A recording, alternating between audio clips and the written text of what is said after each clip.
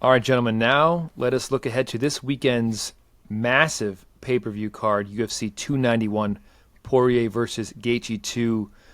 Absolutely stacked is this card, man. Top to bottom, just about every fight is a great fight on paper, as well as for the purists. So here we go. Starting things off in the women's flyweight division, Miranda Maverick versus Priscila Cachoeira. Maverick, the 26-year-old out of Springfield, Missouri, 11-5 as a pro, 6 submissions on her record, looking to get back in the win column after losing to Jasmine Judavickas back in June. Standing across from Priscila, Zombie Girl Cachoeira, the 34-year-old out of Rio de Janeiro, Brazil. She's 12-4 as a pro, with 7 knockouts on her record, coming into this weekend with back-to-back victories, most recently defeating Ariana Lipski by TKO back in August of last year. Mark, start us off. Give us your take and your pick, Maverick versus Cachoeira. Maverick is a minus 280 favorite here. Cachoeira is plus 220 as the dog. Wow. Bit surprised by the betting line. I know Maverick was held in a very high regard at one point, but Cachoeira has looked pretty good lately. She is 4 inches taller than Maverick. It's actually a half-inch reach for Maverick, which is wild. But Cachoeira, definitely the taller girl. She started her career 0-3, but she's figured some things out. She's won 4 of her last 5. It hasn't been against anyone, hugely notable, but she has looked good. She's been finishing girls. And Maverick, we've seen she can be hit, and Cachoeira can land with some real power. But I'm going to do it one last time. I will make a last stand for Miranda Maverick. If she does not win here, I am fully off. But I want to believe the early signs that she showed were so encouraging. We've seen Cachoeira get out-grappled before, so I will believe once more that Miranda Maverick can do that. Stay safe enough on the feet, get the fight to the mat, do her thing once it's down there. I'll say it's a UD. I have been on the Miranda Maverick train since she got into the UFC. I actually noticed her as a prospect, I think, for LFA or one of those regionals, and I was like, this girl's going to be real good. She won her first 2 fights in the UFC. The second one, a very tough one against Jillian Robertson, which I was very impressed by.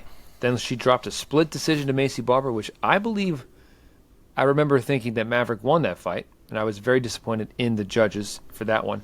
And then she lost a UD convincingly to the great Aaron Blanchfield, who was like, oh, you think you're the young prospect? Oh, hold my beer. And then she got back in the win column, winning back-to-back fights against Sabine Mazo and Shayna Young, and then she just dropped a UD to Jasuda Vikas. So I'm not getting off the train just yet, my man. I'm going to take Miranda Maverick by UD. I think she gets it done. I think she's going to just be better, more athletic, more dynamic than Priscila Cachoeira just about everywhere in this fight. She's going to get it to the mat when she needs to and earn the victory on the scorecards. Omar, it is your turn. I also like Miranda Maverick, man. Priscila Cachoeira has, I think, had a little bit, obviously, more momentum, I think, in the more recent fights that she's had. And it's hard not to give Miranda Maverick the credit that she deserves. She lost her last fight against Jasuda Vicious. But I still think she's very good. I still think she's very competitive. I think the problem is in some of her fights, when she does lose, she loses. Like, she doesn't look great when she loses. And if we remember her last fight, apparently there was some issue with her eye and kind of going blind in the middle of that fight. So there were some other factors to keep in mind. We definitely want to remind everybody, though, that up until that point, she was still losing the fight, even before she started experiencing these vision issues during the fight. So it's not like it was the complete reason. I'm sure it didn't help, especially in the third round and the end of the second. But I still think Miranda Maverick has a lot of potential, man. I really think that she hasn't even touched the surface of her potential. And I'm hoping at some point she can really put it all together and really put on a performance that I can be like, I fucking told everybody. Maybe it's this one, maybe it's not. I'm still going to ride that train. I have a feeling I'm going to ride this train right into the ground. But I'm going to go with Miranda Maverick here by unanimous decision. Okay, let us move on to the welterweight. Is this going to be welterweight or lightweight? This is a welterweight, right? Between Semelsberger and Welterweight, yeah. it is welterweight. Okay, because we have Matthew Semelsberger taking on Uros Medic. I hope I'm saying that name right. Semelsberger, Matthew Semi the Jedi Semelsberger, the 30-year-old out of Frederick, Maryland, 11-5 as a pro with 7 finishes, 6 of them knockouts. Looking to get back in the win column after losing to Jeremiah Wells back in April. He will be standing across from Uros Medic, the doctor, the 30-year-old fighting out of Anchorage, Alaska, who is 8-1 as a pro. All 8 of his wins coming by way of finish, 6 of them knockouts, coming off of a win against Omar Morales back in May. He has fought at welterweight before. I believe his first fight of his career was at middleweight, but he has been fighting at lightweight, and this, I believe, is a return to welterweight for Medic. Omar, start us off. Give us your take and your pick for Semelsberger versus Medic. So I feel like we've run into these issues with Semelsberger where like we don't necessarily believe in him and then he wins the fight. And then when we try to believe in him, he doesn't win the fight. I just think Uros Medic is not one of those guys that I'm willing to play that game with. Uros Medic is a bad dude. He doesn't have the longest record in the world, but the work that he's already put in his MMA career has been a lot of finishes and a lot of early finishes. Really hard for me to deny a guy like that his potential to beat somebody who's kind of hot and cold like Matthew Semelsberger. Semelsberger is a tough guy. You know what I mean? He's definitely not somebody to shy away from a fight, but I just think the technique from Uros Medic, I think, is going to play a big factor in being one of the reasons why he comes away victorious here. And I think it's going to be pretty dominant if we're being completely honest. So I'm going to go with Uros Medic here, 30-27, unanimous decision. I completely agree. I don't think he gets a finish here. I think you said it perfectly. I can't be on the Semelsberger bandwagon. He's been a little too up and down for me to be super confident in him, especially going in against a guy who's 8-1 as a prospect and who looks to be very talented in Uros. So I will be rolling with Medic here, or Medic, whatever his name is, and I'll say also UD for Uros. Mark. All right, you guys are both on the dog. He is plus 170 here. Matt Semelsberger is minus 210 as the favorite. He will have a 4-inch reach advantage over Medic, even though they're the same height. Short notice for Medic. It was supposed to be Johan Liness here, but Medic jumps in after being out for a while, recovering from a hand injury that he had. As Mike said, he's moving up to welterweight here. He has fought there before, but his UFC career has been at lightweight. And I agree. I like Medic. I think he's very skilled. His only loss thus far in his career was to Jalen Turner. But I kind of think the size and strength of Semelsberger matters here when combined with the short notice. I think he can move forward, crowd the kicks of Medic, and just kind of win via some attrition and that size and the bigger shots landing as the fight goes on. So I'll say it's a late TKO for Matt Semelsberger in round number 3. All right, let's keep on rolling here in the flyweight division. CJ Vergara taking on Vinicius Salvador. So Vergara, the 32-year-old out of San Antonio, Texas, 11-4 as a pro with 1 draw, 7 of his wins coming by way of knockout. Most recently knocking out Daniel da Silva back in March of this year. He will be standing across from the Brazilian Vinicius Salvador, phenomenal, 27 years old, 14-5 as a pro, 13 of those wins coming by way of knockout, the other by submission. So he has finished every one of his opponents that he has defeated. And he's looking to get back into the win column after losing to Victor Altamirano by UD back in March. Mark, start us off. Give us your take and your pick for Vergara versus Salvador. Pretty close odds here. Vergara's favored at -155. Salvador a +125 dog. 1 inch of height, 2.5 inches of reach for Salvador. And he's shown some signs. We've said it before in here, but he kind of shows these Anderson Silva type taunts and feints in there. The problem is a lot of his punches are very wide, and he can get beat to the action as he's kind of loading them. And CJ Vergara, to me, is kind of that guy. He's a dog. He's always in there to scrap. He is pushing the pace. He's trying to be first. He's always on. Yes, we've seen he can be outclassed at a higher level, but I think Salvador is the appropriate level for Vergara's attributes to carry the day here. So I will say it's a UD for CJ Vergara. Omar?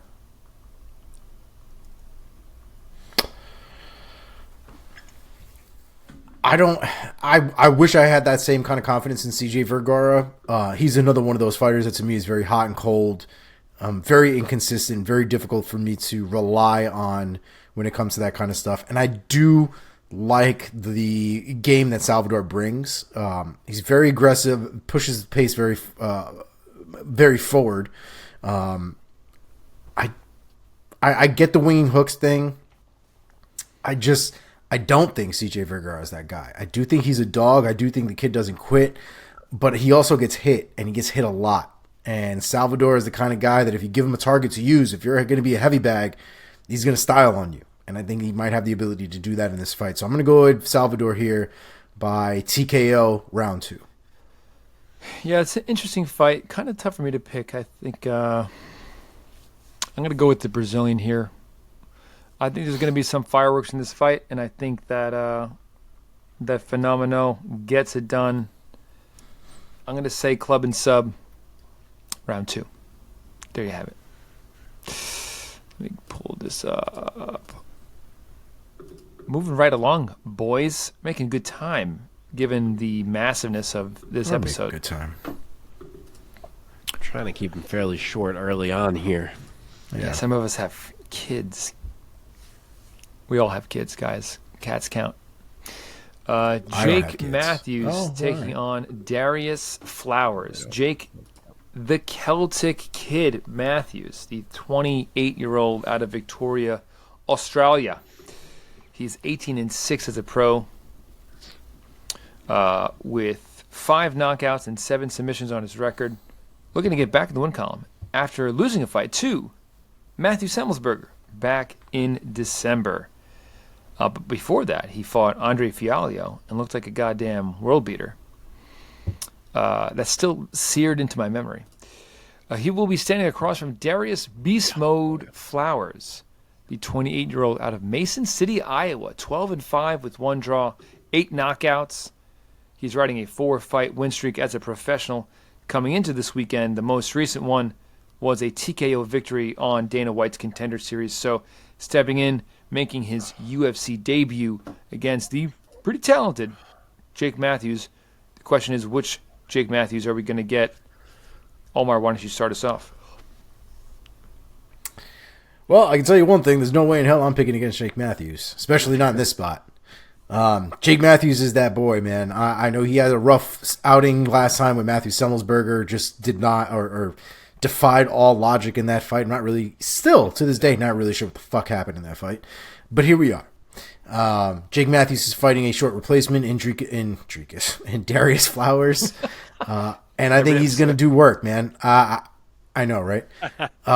I think he's going to do work. I still think that he's got a lot of potential. I think the style that he's found, that he seems to be comfortable in, I still think it will work for him. I think he got, caught a couple times in that Semelsberger fight, and I don't think he ever really recovered from it, and so it just kind of went from there. But I do think Jake Matthews is a very technically sound fighter, and I think he can do really well in this fight. So I'm going to go with Jake Matthews here by unanimous decision.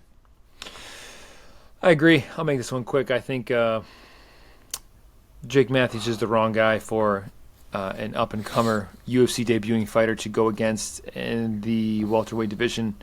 And I think that I see him finishing this fight. I'm going to say say round 3 knockout for Jake Matthews. Mark? So Matthews is favored. He's minus 260. Flowers is a plus 210 underdog. Matthews is 2 inches taller. He will have a 1-inch reach advantage. Flowers, as we said, steps in on short notice. He's replacing Miguel Baeza.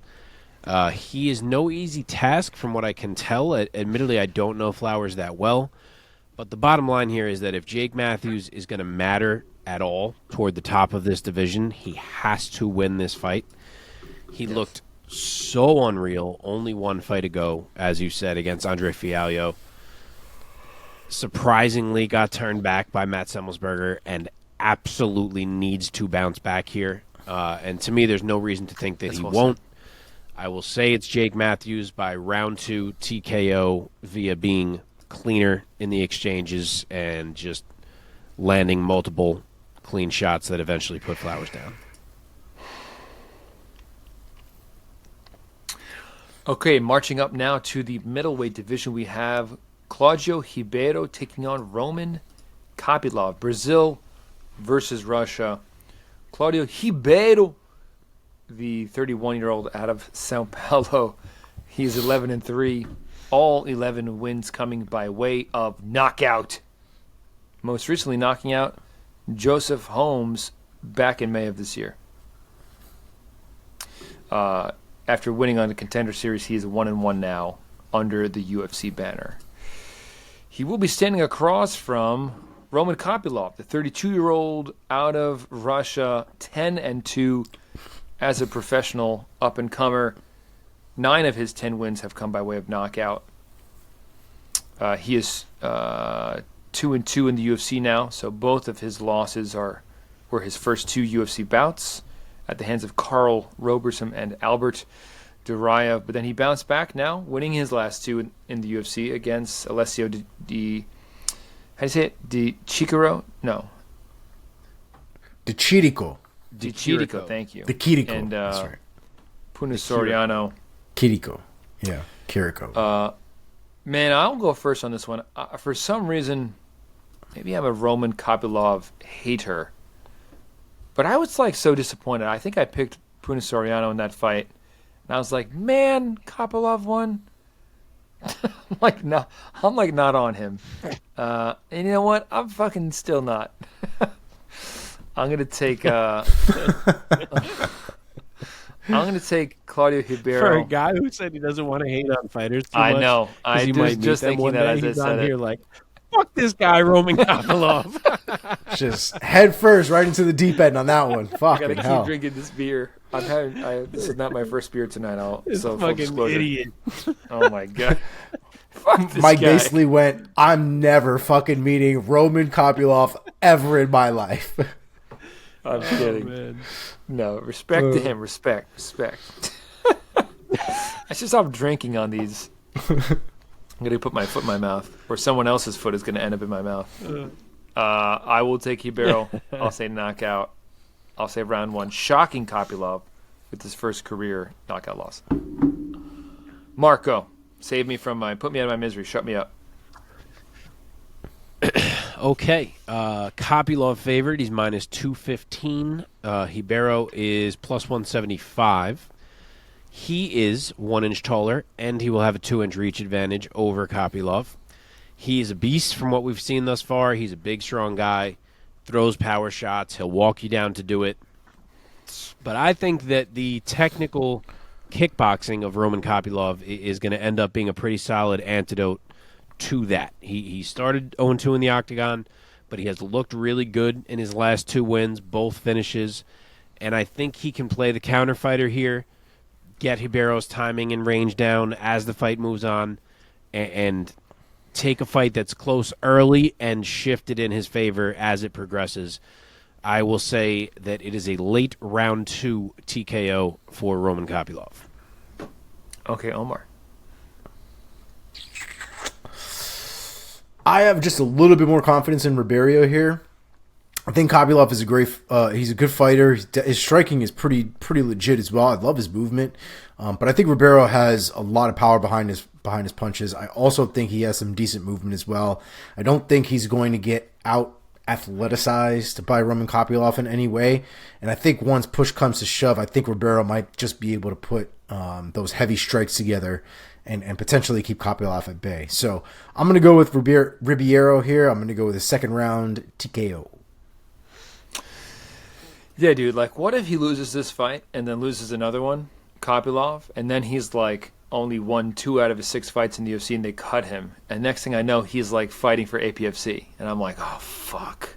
Yeah, it's the main event of APFC. Okay. I like this Moving card. on. We've had differences on 3 of 5 fights so far. Even the Rising card was pretty different. Guys, I like it better when we're all in unison. True. Because then it's You're like we're brothers, we're friends. Here we go. Heavyweight division. We've done 10 fights and only 3 were unanimous thus far through 10 fights. There it is.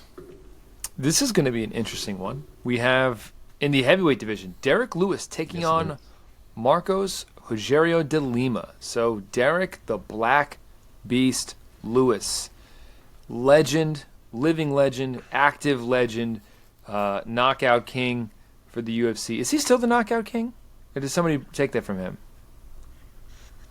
I forget. That's a good question. Did someone tie him? I don't think so. I think he still is. I feel like someone like Yeah, Jim I think he Miller still or somebody like Matt Brown like tied him or something recently. Could be wrong. Yeah, that could be right. Anyhow, going on. He is the heavyweight knockout king for sure. The 38-year-old out of Houston, Texas. He's 26-11 with 1 no contest. 21 of his 26 wins have come by way of knockout, of course. He is very much looking to get back in the win column with perhaps another knockout victory after coming into this weekend with a 3-fight losing streak here at the hands of Tai Tuivasa, Sergey Pavlovich, and Sergey Spivak. So very talented fighters who have bested him recently in the heavyweight division. So looking to get back in the winner's circle here against Marcos Rogerio de Lima, Pezão, Bigfoot, also 38 years old, out of Sao Paulo, Brazil. 21-8 with 1 draw. 14 of his 21 wins have come by way of knockout. And he's looking to keep the good times rolling because he has back-to-back wins coming into this weekend over Andrei Arlovsky and Waldo Cortez Acosta back in April most recently. Omar, start this one off. Surely this is not going to go to the scorecards. Surely the judges are going to take a nice long bathroom break during this fight because they won't be needed. What is your take, and who do you think is going to be having their hand raised after this? Just very quickly, you were right. Matt Brown tied the record. Nice. I think De Lima's going to have to fight this fight smart. I think if he goes in there and he tries to trade with Derrick Lewis, I think he dies. But De Lima does have a decent ground game. You know, he has decent jiu-jitsu. He has the ability to finish on the ground. We've seen Derrick Lewis have his opportunities on the ground and definitely needing to build up that part of his skill set. I think at best, he's decent enough at preventing takedowns, but not for like an entire fight. Eventually, Derrick Lewis will get taken down. And if you have the acumen to do, and you have, you know, what I would imagine De Lima has the ability to do, that might be a wrap for Derrick Lewis once it hits the mat. So I can't see Derrick Lewis keeping De Lima off of him for 3 rounds. As much as I really love Derrick Lewis and want to see him win, and obviously Derrick Lewis can lay this dude out with 1 punch without even thinking twice about it. I just think De Lima is going to find that success on the ground, and I think he's going to turn it into a submission. Marcos De Lima, round 1 submission. So, of course, I want to be taking Derrick Lewis in this spot. I want to be taking Derrick Lewis in all spots. That being said, Derrick Lewis does not like getting hit, and I think that if Bigfoot stings him at all, it's not going to go well for him. What gives me pause is that both these guys are a bit long in the tooth. If it was Derrick Lewis against like another like an up and comer like a Spivak or Pavlovich, I would be more worried. But that being said, even though De Lima is also 38 years old in his own right and the smaller man in there, I just feel like Derrick Lewis is on a bit of a skid, and I'm gonna go with De Lima. I'll say club and sub. He stings him, gets his back, and something like rear naked choke. I'll say middle of round 2 for De Lima. Mark? What a world it is where Derrick Lewis is a plus 185 underdog to Marcos Rogerio de Lima, who is a minus 225 favorite. Wow. Lewis is 2 inches taller. He will have a 4-inch reach advantage, which is pretty significant. And someone has to be the voice of reason on this show, and it's going to be me, because no, I am not doing it. I have liked Marcos Rogerio de Lima at heavyweight. It was definitely the right career move for him to move up. He has looked very solid lately. But I am not picking him to beat Derrick Lewis. I'm just not. We can't have fallen this far. Give me Derrick Lewis. He's taller. He has the reach. He is stupid strong and should be stronger than De Lima. Even if it hits the mat, we've seen how well Lewis can get up when he's not underneath a smothering grappler. And as much as De Lima can be slick with his jiu-jitsu, I don't know that he can hold Lewis down continually. And on the feet, Derrick Lewis is going to be walking De Lima down, and I don't think De Lima has what is necessary to keep Derrick Lewis off of him. Obviously, one big shot can land, and as Mike said, Lewis doesn't seem to take shots as well anymore. So, I'm just making a pick here, but in terms of the actual striking skill, barring one bomb landing, I don't think De Lima has enough to stop Lewis from walking him down. So I am going to say that Lewis gets it done. Picking him at altitude is absolutely concerning to me, but I guess picking De Lima at altitude is equally concerning, so hey, we'll ignore that, and I will go Derrick Lewis round 2 knockout. Okay.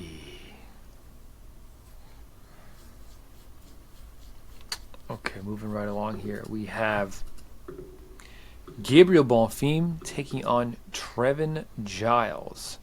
So Bonfim, Maratinha. I don't know what that means. Anybody who's watching who speaks Portuguese and knows what Maratinha means, or Marretinha, or Maratinha, let us know down in the comments. He is 25 years old, fighting out of Brazil, 14-0 as a professional, and all 14 of those wins have been finishes. 11 of them submissions. After defeating Trey Waters on Contender Series back in September, he finished his first opponent under the UFC banner, Munir Lazez, back in January of this year. He will be starting across from Trevin Giles, the problem, the 30-year-old out of Houston, Texas, 16-4 as a pro, with 11 finishes, 6 of them knockouts, has back-to-back wins under the UFC banner now against Louis Kosk and Preston Parsons. Mark, go first. Really quick. Maratinha means sledgehammer. I figured it was like Maheta, yeah. Yeah, I was going to say, isn't that what Maheta means? I think Maheta is just hammer. Oh, it's right. Sorry. Yes. Well, I would think though that Mahetinha means like little hammer, but I was just going to ask that. Doesn't mean little hammer. It says a heavy, long-handled hammer like a sledgehammer. Okay. All right. All right. He is a pretty big favorite here. He's minus 335. Trevin Giles is plus 255. Bonfim is 1 inch taller, but Giles has a 2-inch reach advantage. He's a pretty long dude. And Trevin Giles is a very quality fighter. He's beaten James Krause. He's beaten Ryan Spann. He's beaten Roman Dolidze. Like, the dude has good wins, and he's going to be a really good test for a guy with a lot of hype, obviously, in Gabriel Bonfim. And for what it's worth, we just saw Benoit Saint-Denis crush the hype of Gabriel's brother, Ismael Bonfim. So it could happen again here.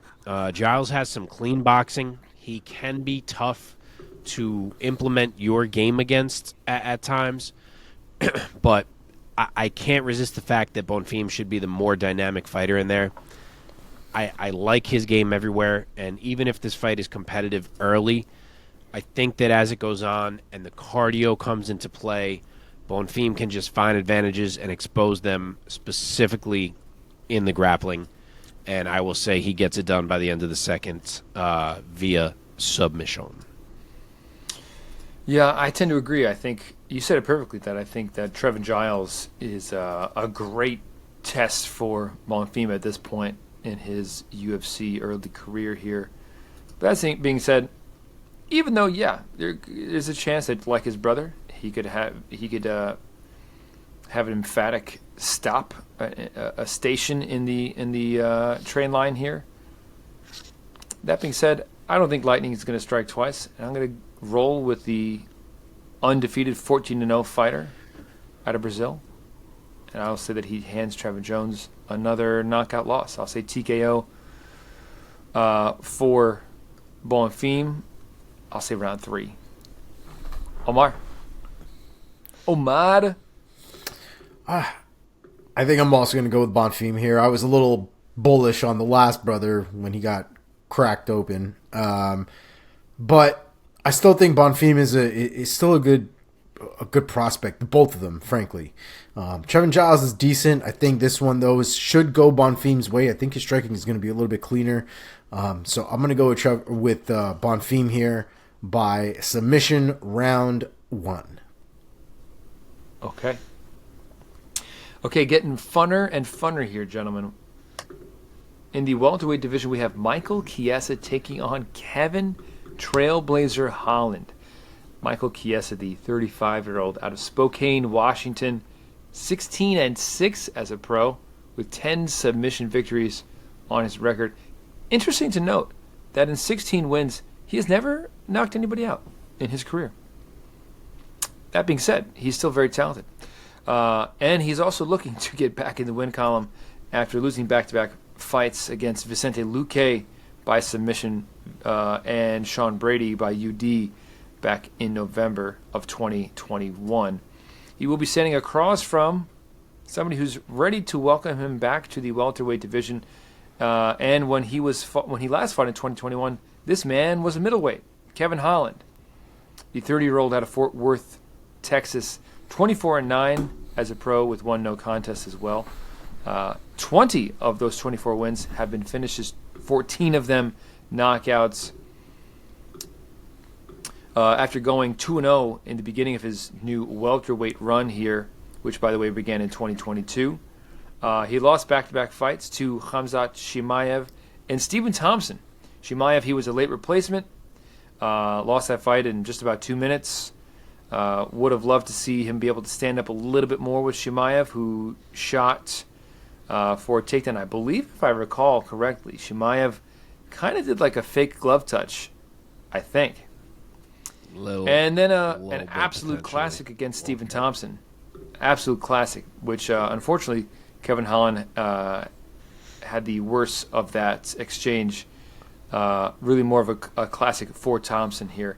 And then he got back in the win column by finishing Santiago Ponzinibbio back in April with a beautiful straight that ended up with a knockout. So, Omar, why don't you go first? Give us your take and your pick for this great matchup between the returning Michael Chiesa and the new welterweight Kevin Holland. Man, such a great fight. We've been waiting for Chiesa to come back. He's had some rough losses in his recency, having been there, but he hasn't been in the octagon for a couple of years now. Loss of Vicente Luque, who we just talked about, is now finally cleared to return, and also lost to Sean Brady, who I think recently... Didn't Sean Brady just go through some shit? Yeah, he pulled out against Del Madalena. Right. What do you have, staph, I think it was, something along those lines? On his elbow, that's right. Yeah. Yeah, man, I love Michael Chiesa. Good dude. Met him at the UFC Expo a couple of years ago or last year. I can't even remember what time it is anymore. Really, really good dude. I've always been a fan of his. But I've also Met Kevin Holland. I'm a big fan of Kevin Holland. I love the way the kid fights. Very unorthodox, very weird. Is relatively well-rounded, I would imagine, at this point. His ground game, I thought, was always relatively decent as far as his submission game was concerned, and his jits. His wrestling, I think, is what always left a little something to be desired. But that's something I think as a martial artist he continues to work on here and there. Michael Chiesa is not that guy, I think, to worry about takedowns to that extent. He's not going to shoot a blast double or anything crazy like that. And I just think Kevin Holland has a few more tools to get over on Michael Chiesa. So I'm going to go with Kevin Holland here. I think it's going to be a tough fight. I don't see him finishing Chiesa, although he could wrap him up in something stupid and catch him in some kind of crazy submission. But I'm going to go with the unanimous decision for Kevin Holland. I think that Kevin Holland is... Okay, you can go. Sorry, our timing is off, so it was silent when I said that. You want me to go, though? Yeah, sure. All right, so Holland, pretty close odds here. Holland is the favorite. He's minus 150.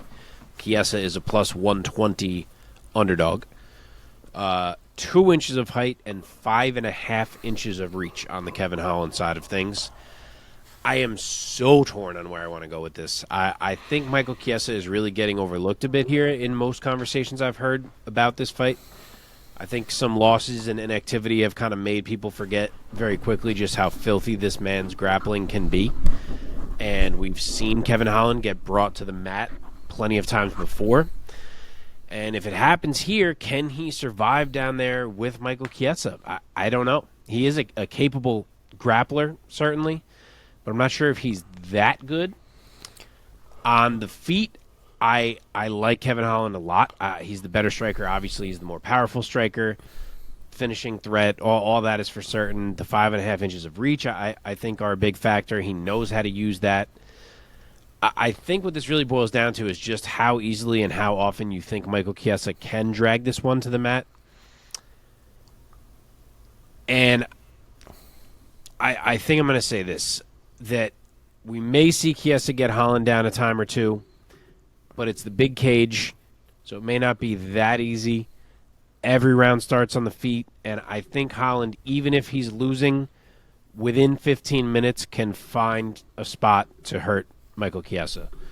So no result would shock me here, but I'm not going to touch it betting-wise, but I think I'm going to say Kevin Holland finds it. I will say round 3 TKO.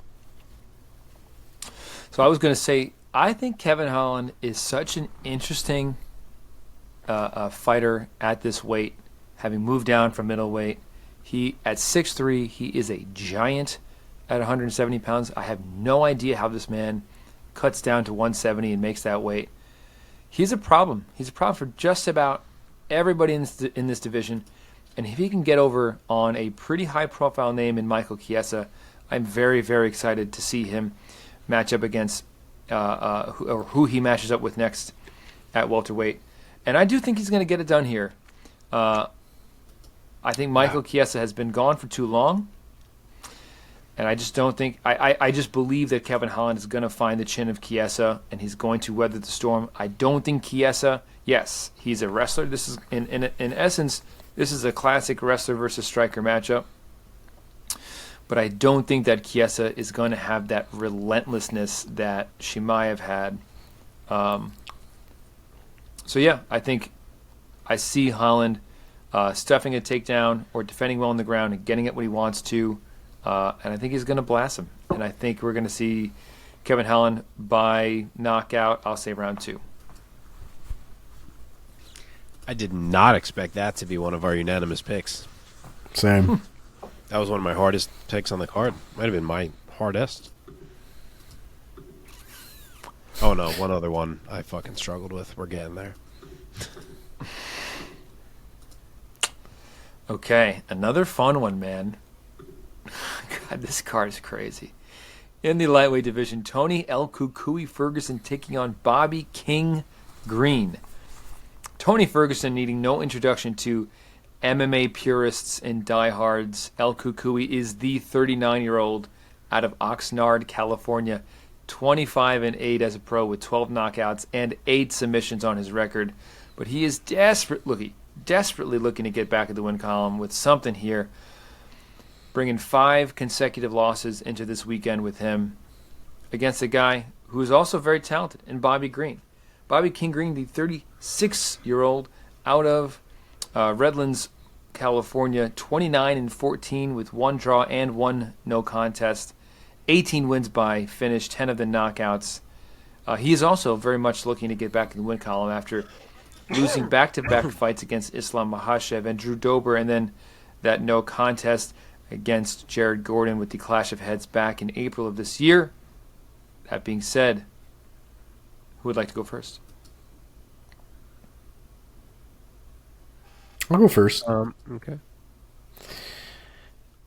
I don't want Tony Ferguson to fight no more.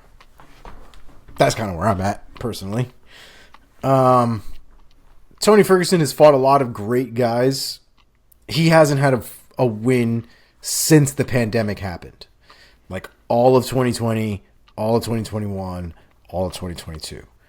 All losses, straight, back to back. And they got worse and worse as they went on. Justin Gaethje beat the crap out of him for 5 rounds. 5 rounds. Charles Oliveira kind of worked him, probably tweaked half of his ligaments in his body at that point. Tony Ferguson's tough as hell, so he didn't tap. Neil Darrius ran through him. Michael Chandler kicked his soul out of his mouth. And Nate Diaz choked him out in what was one of the oddest fights we will ever see. I don't have the confidence in Tony Ferguson that I think I once did. The man is awkward. He's very, very weird. It's difficult to prepare for guys like that. But the reality is I think he's just a little bit slower than he used to be. He doesn't react the same way. He doesn't counter the same way. I think he's a lot more telegraphed than what he used to be. And I think for Bobby Green, I think he's going to eat that up like you've never seen. I think Bobby Green is very fast. I think he's probably a lot faster than Tony Ferguson is. I think he's going to be a little bit more technical in there. Toughness, I think they're going to be probably very equal to one another. Tony Ferguson is not an easy out, even when it comes to a fight that I think he's going to lose. Man is very, very tough and is liable to spinning back the shit out of somebody for something.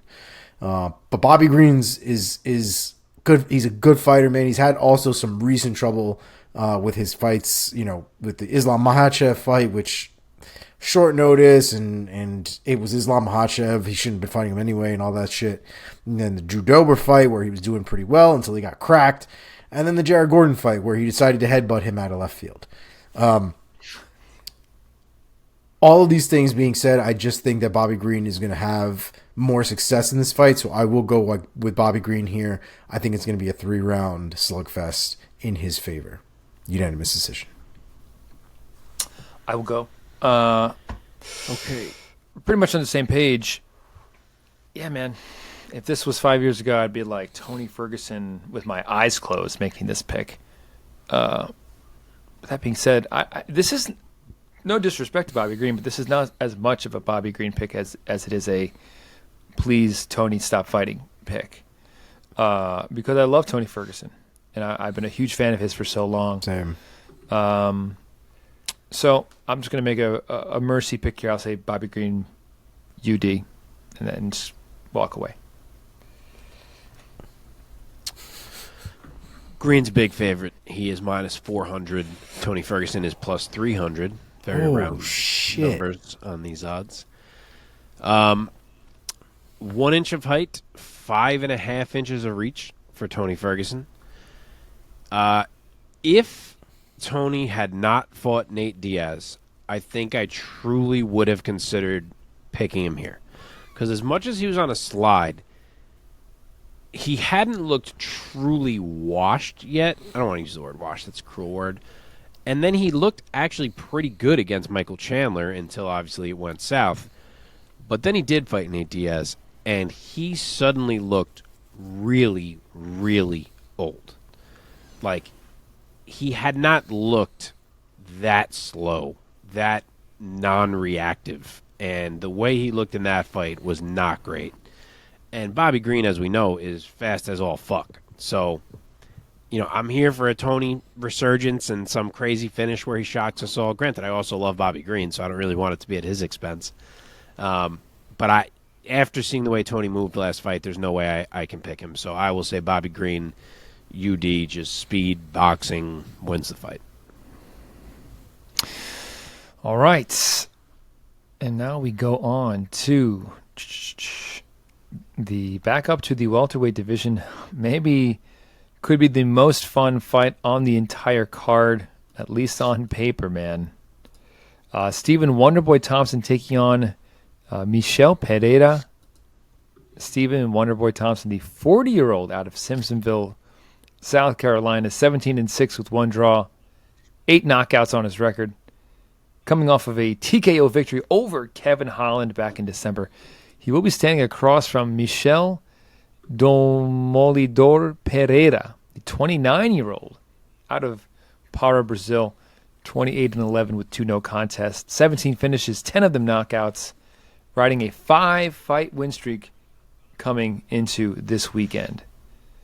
Omar, start us off. I mean, how good is this fucking fight, though? Seriously. This is an amazing fight here. You've got somebody in Stephen Wonderboy Thompson who's going to bring you the best version of real use karate that you might ever see in your life. And you've got somebody in Michel Pereira who has toned down the button mashing and has found a nice balance of flash, power, proper execution, and effective striking. I think this is probably one of the better versions, if not the best version of Pereira that we've seen since his Octagon debut, and I think it makes for a very interesting fight. It's difficult for me to pick against Stephen Wonderboy Thompson because of how good this man is at distance management, at power, at blitzing, at movement. And I think anything short of somebody who can take and keep Wonderboy down, I don't see Wonderboy losing the fight. So I'm going to go with Wonderboy here by unanimous decision. Yeah, man. I mean, I'll go second since Mike keeps going second. You can go second. Okay. I'm just trying to switch it up. It's so rough between us because it's always silence when Omar finishes, and I don't know if you're going to talk or not because of the delay. Okay, very close odds. Stephen Thompson is minus 150. Michel Pereira is plus 130. 1 inch of height for Pereira, but 2 inches of reach for Wonderboy. To me, you have to pick Stephen Thompson here. I'm not saying it can't go the other way. Pereira's explosive. He's unorthodox. He's live for sure for many reasons. But when it comes down to making a pick, Michel Pereira is going to stand and strike with Stephen Thompson. And how do you not pick Stephen Thompson in that type of fight? I know he's getting older, but we saw how great he looked against Kevin Holland when he got to stand and strike. We've seen other master classes that he has gotten to put on against guys you could stand and strike against. Vicente Luque comes to mind. There are others. You know, you almost gotta wrestle to beat this man. And I kind of think we're in for another Wonderboy showcase style fight here. You know, if there is some weird scramble where Pereira has a chance to hop on a back, it could get interesting just because of how big and strong he is. But Wonderboy does well to defend on the mat also. He did against Gilbert Burns. So I think he's fine. I don't think it gets to the mat often enough, if it even does ever get there, to swing this Pereira's way. And I think Wonderboy wins a striking contest, 30-27 UD. I mean, just looking at these two guys, I mean, my God, Wonderboy is 40 years old. Pereira is still not even 30 yet. He's 29. He's going to be the bigger man. He's jacked. And he probably, you'd have to say, is more athletic than Stephen Thompson. As athletic as Wonderboy is, you'd have to say that Pereira is probably more athletic, given the fact that he does cage flips in the fight. That being said, I completely agree. We just like ran this test against Kevin Holland, like a 29. I think Kevin Holland had just turned 30 in their fight against Wonderboy. A young, arguably more athletic, bigger striker, and Wonderboy does what he does, man. It's not just his age. It's not just his level of athleticism. It is his high level of skill in there in terms of striking prowess. So I will also take Stephen Thompson, and I'll be a little safe, and I will also say in a decision against Pereira. Wow. Omar, how'd you take it? I did Stephen Thompson by unanimous decision. Oh, so we all. Wow. That's what I thought. We all had the same pick. All right. Mike, you got to go first on one of these. Switch it up. Okay. I will go first for both of these last two fights then. Okay. In the light heavyweight division, we have Jan Blachowicz taking on Alex Pereira, moving up to light heavyweight. Jan Blachowicz, also, like Stephen Thompson, 40-year-old out of Poland, 29-9 with one draw, 9 knockouts, and 9 submissions on his record. Looking to get back in the win column after drawing in his title fight with Magomed Ankalaev back in December. I should say looking to get the title back because he is the former 205 champ. And he will be taking on the former 185 champion, Alex Poatan Pereira, the 36-year-old out of Sao Paulo, Brazil. 7-2 as a mixed martial artist. God, it must be the fewest number of fights for someone to win UFC gold. Of his 7 wins, 6 of them have come by way of knockout. He suffered his second loss at the hands of Israel Adesanya back in April, losing his middleweight strap. And he said, you know what? I'm such a giant at middleweight. I'm too big. And I can't make this cut anymore. And I'm going to go up to 205 so I don't have to cut 20 pounds less. He probably still has to cut weight to make 205 because the man is absolutely massive. Fuck yeah. And I don't know if I could think of a more intriguing matchup than Jan Blachowicz, the former 205 champ, to welcome Alex Pereira into this new light heavyweight division. Given their skill sets, Blachowicz showed, not known for his kicks like the kickboxer Pereira, but Blachowicz showed incredible kicks, especially leg kicks, against Ankalaev in their matchup. The man has legs made of rock. And did a lot of damage. I thought he was going to get Ankalaev out of there just on leg kicks. I wish he threw a few more. He probably would have won that fight. Yeah, absolutely.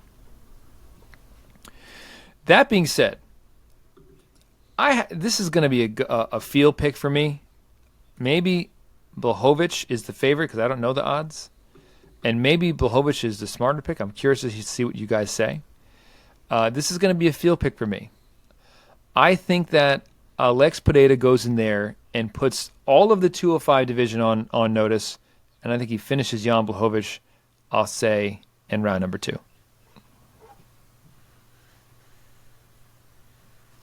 I'll go. Odds are basically a coin toss. They're both minus money. Blachowicz is the slight favorite at minus 115. Pereira is minus 105. This was my hardest fight on the card. Super torn. 2 inches of height and 2 inches of reach for Alex Pereira. On the feet, Pereira wins. Yes, Jan can box. Yes, Jan will look to rip the legs. As you said, we saw what he did to Ankalaev's legs, but he is not Alex Pereira. Pereira is the elite of the elite on the feet. I absolutely think his power will translate to 205, as I think all of us do. And if he lands big on Jan, Jan will fall. But with that said, Jan Blachowicz is far and away the best wrestler and grappler that Alex Pereira has ever fought. The previous best grappler Pereira has fought, who actually tried to grapple, is Andreas Michailidis. You can't use Sean Strickland. He didn't try. You can't use Bruno Silva. He didn't try. If you think Izzy's better than Michailidis, sure, you can use that. Point is, whoever you want to use between Izzy and Michailidis, they are not close to Jan Blachowicz's grappling. It's night and day. Not to mention it's also another 20 pounds on the man. And we saw that what Jan did to Israel when he tried to move up and become a two-weight champ. He navigated that tricky striking of Izzy, and he took him to the mat, and he beat him there. And I actually think I trust Izzy's defensive grappling more than I trust Pereira's defensive grappling. So factor that in as well if Jan can get Pereira down there. At the same time, I think the entries could be a little tougher for Jan because Izzy fought a very patient fight in that fight, frustratingly patient. I've said before, I feel like he sparred in that fight, whereas Pereira is going to be putting pressure on Jan. He only fights that way. So maybe more difficult to wade through the bombs. I don't know. It's a coin toss. I've been flip-flopping on it all week. Definitely my hardest fight on the card. I could see myself changing my mind as I watch these embeddeds this week and things that come out because I'm really on a razor's edge. I think if you could guarantee me this fight hits the second round, I would go Jan. Because I could absolutely see Alex catch Jan early. He's going to be huge at light heavyweight, monstrous, fast, high-level striker. And Pereira setting a tone early and just walking him right into a huge shot would not shock me at all. But if it goes past round one, I think that means Jan is doing okay in the striking. And if that's the case, I think the wrestling starts to become a real factor because he can find some entries. So I don't know which way I see it. I'm not ready to pick this fucking fight. But I will guess that Jan does not fuck around striking more than he has to. I don't really trust him not to. But I'll guess that he fights smart and tries to drag this down. I will say Jan Blachowicz round 2 sub. Okay, Omar. So I have a lot more confidence in Pereira than I thought I would. Kind of thinking about this fight. Blachowicz, when it comes to his striking, he's a pretty dangerous striker, especially because of the durability in his body. The way that he was able to take or deliver leg kicks to Ankalaev. Was it Ankalaev? It was Ankalaev. Yeah. Was something to really behold because he was going shin to shin and just blasting this dude until the man's legs weren't working. Shin to shin is probably one of the that looks gross. Like it just looks like it hurts so much.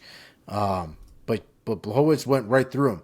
The problem is a guy like Pereira who's conditioned his legs over so many years of kickboxing, this, that, and the other. I don't know if he's going to be as susceptible to these kind of things as Blachowicz has had in the past. Not to mention that Pereira is a big dude. You know, he was bigger for middleweight than I think was right for him to be at. I think, you know, he cut a lot of weight. You could see he was very drained during those middleweight cuts. I don't think he's going to have to do that. I think he's still going to have to cut weight. I think the man walks around at like 220 pounds. So he's going to have to cut weight anyway to make 205, but I think he's going to be in much better shape, much more durable, able to take much more damage. And I think he might have this one, man. I think he can find the striking here. I do think that there is something to be said about the ground game of Blachowicz. But I think Pereira catches him early, and I think he catches him often. So I'm going to go with round 1, KO, Alex Pereira. Mike, what'd you pick again? I said Pereira, round 2 knockout. Yeah, that's what I thought. Okay, boys, main event time, UFC 291, Poirier versus Gaethje. Our main event is Dustin, the Diamond Poirier, taking on Justin, the Highlight Gaethje, in a rematch for the ages. Poirier, the 34-year-old out of Louisiana, 29-7 with 1 no contest, 22 fights, 22 victories by finish, 14 of them knockouts. Most recently finishing Michael Chandler by a rear naked choke back in November. He will be standing across from his old adversary, Justin Gaethje. He's also 34 years old. These two are only separated by a few months by birth. Out of Safford, Arizona, 24-4. 20 of his 24 victories have come by a finish, 19 of them knockouts. And he edged Rafael Fiziev by a majority decision back in March. These two gentlemen fought. When did they fight? Back in April of 2018. A classic bout. An all-time classic, I'd say. And I will go first. I'm very interested to see what these odds are. I would guess. I feel like I never guess right when I guess odds, but I'm going to guess anyway. I'm going to guess I'll share them with you, so go ahead. I'm going to guess that it is a dead even pick'em. Omar, would you care to guess? I actually think Poirier is probably going to be the favorite here. I would imagine Poirier is probably like plus 225. Gaethje maybe like minus 160 something. You flipped your plus and your minus, but you guys need to combine your takes. Poirier is the favorite at minus 150. Oh, right. And Minus, Gaethje is plus 125. So Pretty close. all right. close, but not quite even as Mike imagined. Pretty close. Pretty close. Okay. Yeah. I believe when they fought the first time, I believe that was the last reckless Justin Gaethje fight. I think it was the Poirier fight that was the wake-up call to Justin Gaethje, where he was like, I can't take one to give one anymore. I have to be a bit smarter. Trevor Whitman, one of my favorite coaches, and especially striking coaches in the sport, has really dialed Justin Gaethje in. Both of these guys have basically lost to the same couple guys in the past few years: Charles Oliveira and Khabib, and that's it, really. And other than Poirier's somewhat recent Michael Johnson loss, which isn't even that recent anymore, both of these guys have very similar records, very similar age, very similar fighting styles to an extent. They're both mainly strikers, kind of brawlers. Both want to make it a car crash.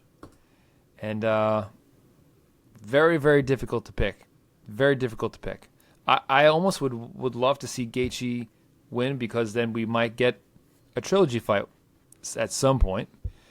But I'm going to go with my man, Dustin Poirier, because in this spot, when it's this close, I'm going to go with the guy who I have been rooting for since his featherweight days. Not that I don't like Justin Gaethje. I fucking love him too. But Poirier has been like my ride or die guy since the WEC. So I'm going to say Poirier gets it done. I don't think either guy is going to get a finish for some reason, but I do think it's going to be a classic fight. And I'll say Poirier gets it done by a decision.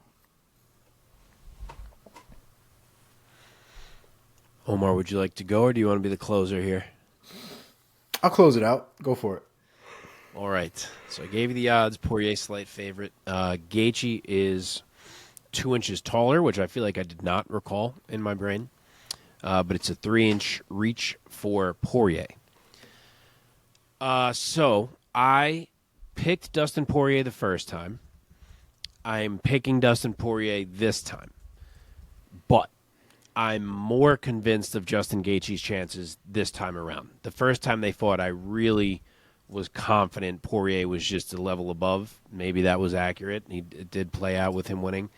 This time, I see it as being a lot closer. As Mike touched on, it was that Poirier loss. Really, it was the Eddie and then Poirier loss back-to-back. But those back-to-back losses are what prompted Justin to reassess his fight style, change it going forward. Since that time, he is a much more composed and safe striker. Now, he's still Justin Gaethje. He's not the most composed and safe striker. So everything is relative. But compared to the guy who entered the UFC and who fought Poirier that first time, I think he's a much more difficult challenge. Secondly, he trains in Denver, which is even higher altitude than Salt Lake City. Dustin got to Utah 2 weeks ago, and we saw how 2 weeks went for guys like Luke Rockhold on the last Utah card. So if this goes late, the cardio could very, very easily favor